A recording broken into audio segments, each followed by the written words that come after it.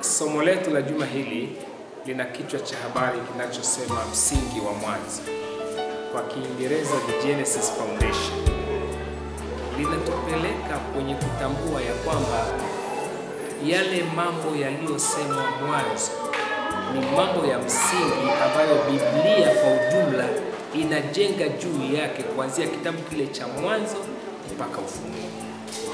Kwa mfano, katika kitabu cha Mwanzo tunajua ya kwamba ndipo kifo kilipotamkwa, na wazazi wetu wa kwanza walipopewa agizo la kutokugusa au kula mti wa uzima, walipokiuka kifo kilitokea, lakini Mungu alizuia wasife wao, badala yake akafa mwana kondoo na wao wakatengenezewa mavazi.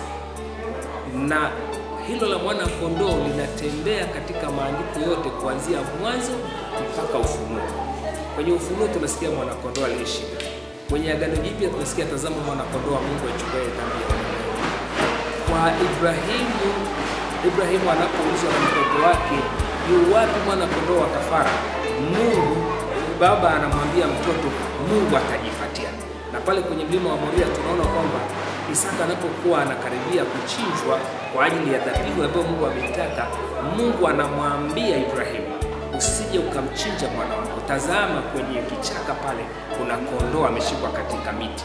Na kwa namna hiyo anakufa kondoo badala ya mwanadamu. Kitu ambacho ndicho kinachotokea Yesu anapokufa kwa niaba. Kwa hiyo ina maana kule mwanzo Mungu alichokisema kilikuwa kinalenga kile ambacho kitatokea baadaye. Na kwa hivyo somo letu la leo linachotuambia ni kwamba tujifunze mambo ya msingi. Yale yaliyotamkwa mwanzo yana sababu ya kujiendeleza katika ujifunzaji wetu mpaka kufikia kitabu cha Ufunuo. Mfano mwingine, kwa mfano habari ya joka. Nyoka anatamkwa pale mwanzo kwamba yeye alikuwa mjanja. Yeye akainsinuate, akaingiza tamko kwamba wanadamu hawatakufa wakikataa kumtii Mungu. Lakini tunachojua ni kwamba kifo kilitokea, Abeli alikufa bila hatia na laana ikaingia, Kaini akalaaniwa kwa sababu ya kumuua ndugu yake. Lakini mwisho wa yote tunaona ya kwamba kumbe joka huyu sio habari tu ya kahadithi fulani pale mwanzo, lakini kanajipeleka mpaka wakati wa mwisho ambapo ataangamizwa. Ufunuo inasema yule ibilisi yule joka aitwaye ibilisi na nani? Na shetani. Na pale mwanzo pale kwenye Ufunuo inatuambia kwamba kumbe jambo hili halikuanzia hata pale bustani ya Eden. Lilianzia kule mbinguni. Kulikuwa na vita mbinguni. Mikaeli na malaika zake wakapigana na yule joka. Kumbe joka wa mwanzo wa kitabu cha Mwanzo alikuwepo na atakuwepo katika mtiririko wote wa historia ya maisha na mafundisho ya Biblia mpaka kufikia ukombozi unapokamilika. Kwa hiyo somo letu linalenga kutuambia ya kwamba mambo yaliyoandikwa katika kitabu cha Mwanzo, tukati tunavyoendelea kujifunza Biblia, tusiache kuyafuatilia, kwa sababu hata Yesu alisema sikuja kutangua bali kutimiza. Asema hata mbingu na nchi zipite, lakini hata alama moja katika Torati haitaondoka. Lakini pia Isaya anasema kwamba mbingu na nchi zitapita, lakini neno la Bwana litapita kamwe. Majani yanyauka, miti inanyauka, lakini neno la Bwana linadumu milele. Kwa msingi wa somo la leo, mafundisho ya somo la leo, yani la juma hili, ni kwamba tunapojifunza kitabu cha Mwanzo tunajifunza mambo ambayo ndiyo mambo ya msingi katika mpango na utaratibu wa Mungu kwa ajili ya wokovu wa wanadamu. Asante. Bwana Yesu asifiwe. Kwenye swali linataka tulinganishe kinachozungumzwa kwenye Agano la Kale kuhusiana na amri za Mungu na kile kinachozungumzwa katika Agano Jipya. Anasemaje? Agano la Kale, jenga katika msingi wako katika Kutoka 20. Mungu anapotuletea zile amri ni tofauti na maisha ya leo ambayo unaweza ukaweka amri fulani za kuweza kuongoza, let's say, kanuni au taratibu za kuongoza taasisi fulani. Lakini Mungu yeye hana lolote analoliweka ili mwanadamu anayepaswa kulitenda afike mahali aseme hapa Mungu ametupa mzigo mzito ambao haufanyi nini, haubebeki.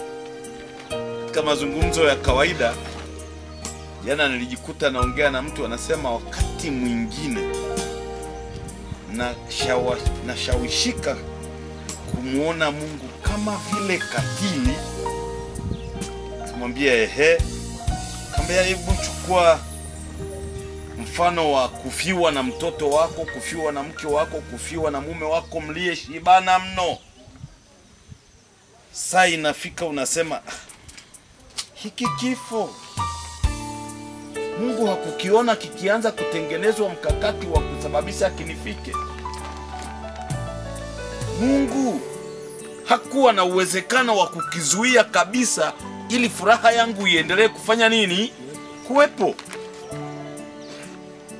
Nikamwambia anayekupelekea hayo maswali uyafikiri kwa mtizamo huu ni kile shetani alichokipandikiza katika akili zetu wanadamu, ya kwamba kifo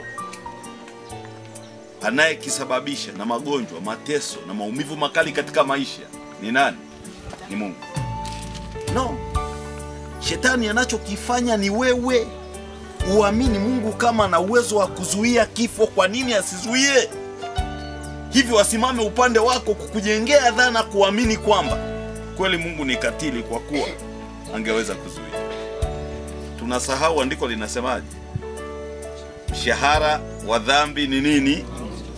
Tunasahau kwamba somo hili la lesoni hii linasema alipowekwa pale katika bustani ya Edeni aliambiwaje? Mti huu utakapoula hakika utafanya nini? Lakini Mungu aliyemtahadharisha akamweka pembeni, akaipokea sauti ya adui wa Mungu ya kwamba Mungu anajua ya kwamba siku kila hataitwa tena Mungu, kwa kuwa wewe na yeye mtakuwa kwenye daraja. Tukajiaminisha. Nirudi kwenye hoja ya msingi.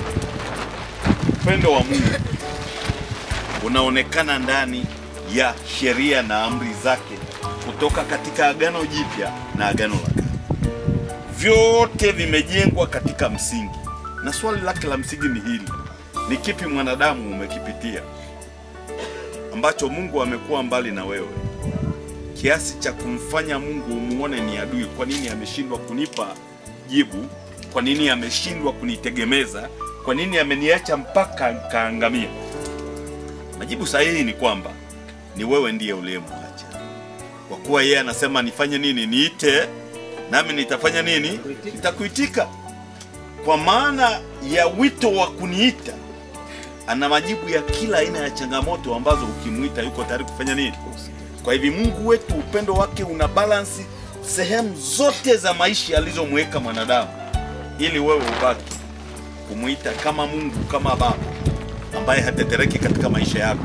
Na the way unavyo na Mungu, najua anajilinganisha. Kuna wakati tunamlinganisha kwamba ikiwa, na anasema mwenyewe, ikiwa mwanao anakuja kwako kama baba, kama mama, anayaleta mahitaji yako mbele yako, na wewe unaingiza kwenye utekelezaji kulingana na jinsi mtoto alivyoleta, habari gani kuhusu Mungu? Haitu Mungu kwa jina, haitu baba kwa jina tu. Anaitwa baba kwa kuwa na majibu ya changamoto zote zinazotuhusu katika maisha yetu, ili Mungu apate kuitwa Mungu na sisi tuendelee kumshukuru katika maisha yetu. Wafao katika Bwana tangu sasa. Na hii heri sio kwa wote. Hii heri ni kwa wenye matumaini peke yake. Lakini pia Paulo anapofikia wakati wa kuona usingizi wa mahusiano yake na Kristo yalivyothabiti, anasema kuishi kwangu ni Kristo na kufa ni faida. Kwa nini kufa ni faida? Kwa sababu hii ya sasa ni pumziko ambalo Bwana analitoa kutokana na taabu tunayokutana nayo katika ulimwengu tulionao. Na ndio maana Paulo anapotafakari anasema kufa ni faida. Na kwa nini kufa ni faida? Kwa sababu tunatumaini ya kwamba baada ya usingizi huu kuna kuamshwa tena. Kwa hiyo watu wanapozungumza kifo ni zawadi ya pumziko ambalo Bwana analitoa kwa baada ya kuona taabu waliopitia hawa watu. Swali likaulizwa, kwa nini Mungu anaruhusu wakati sisi tunakuwa masikini sasa?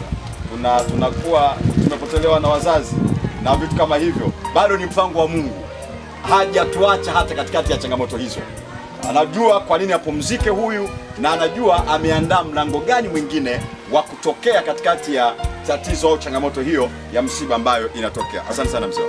Napenda pale kwenye Ufunuo jinsi ilivyosema ya kwamba hapa mauti na kifo, Yesu anasema mimi ninazo funguo za kuzimu na nini. Maana yake anatupa tumaini, utalala, lakini kuna assurance ya kufanya nini, ya kufufuka ukiwa wewe ni nani, mshindi. Kwa upande wa pili ukitafsiri, unafika mahali unaungana na yule aliyesema Mungu ametupa kifo kama zawadi. Kwa hivyo kupata hiyo picha, ungeishi hivyo milele na milele katika dunia ya dhambi, maisha ya dhambi, magonjwa ya dhambi, taabu ya kila hali, lakini hakuna kifo ndani yake. Hii dunia ingekaa namna gani? Tunamuona Mungu analeta kama kasehemu ya kazawadi, kama baraka, kwamba alafu angalia baada ya kufiwa nini kinachofuatia. Na washangaa Wachaga wanaokaa na maiti siku 10 na kitu, wapo wanaandaa tafriji ya sherehe. Lakini ukishazika ukakaa siku 2-3, Mungu anatoa sumu ya uchungu uliokuwa ndani ya nini, ya moyo wako. Lakini ukiwa umewacha pale mochwari, endelea tu, unaendelea kutabika vile vile. Lakini baada ya pale Mungu anakurudisha katika hali ya kawaida na maisha yanafanya nini?